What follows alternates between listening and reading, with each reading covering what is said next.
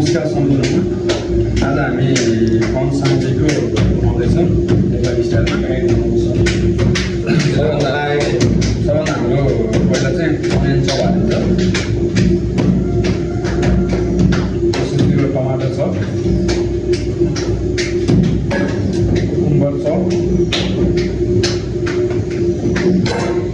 Carrot chop, medium chop है, यो fine chop होइन, ग्रीन चिल्ली,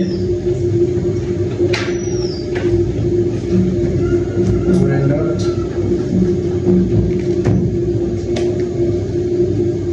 सल्ट, टिमुर,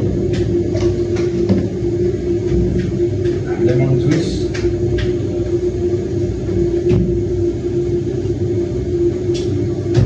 चाट मसला।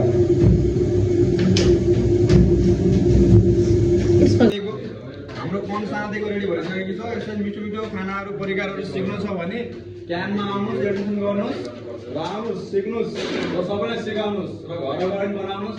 आमा बाबा नि ह्याप्पी, बिहे गरेको हुनुहुन्छ भने आफ्नो बुढीलाई पनि खुवाउनु चाहिँ रेडी। यहाँ पारेर तोरीको तेलमा मेथी पड्काएर बेसार टक्क हालेर झैँया पार्नु पर्यो। टेस्टमा बेस्ट नेपालकै। नेपालको खाना त कन्ट्रोल गर्नु भयो नि, सधैँ विदेशको खाना मात्रै खाएको त भएन। अब नेपालको खानालाई पनि त लानु पर्यो।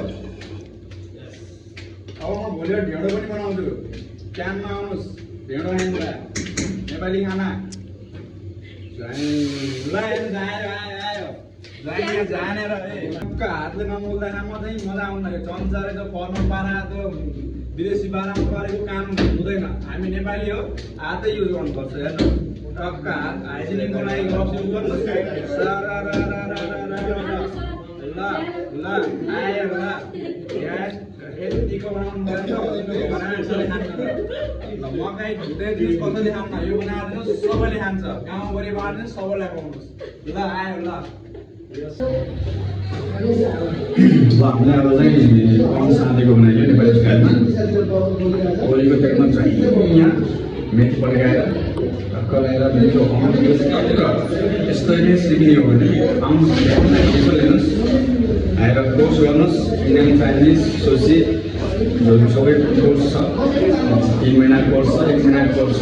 आउनुहोस्, मिठो मिठो खाना बनाउनुहोस्, खानुहोस्, टेस्ट गर्नुहोस् र आफूले नै सिक्नुहोस्, अरूलाई नै सिकाउनुहोस्। ल लगाइ आउनु पऱ्यो क्यान। त्यसरी नै मिठो मिठो बनाउने हो भने क्यानमा आउनुहोस्, एडमिसन लिनुहोस्।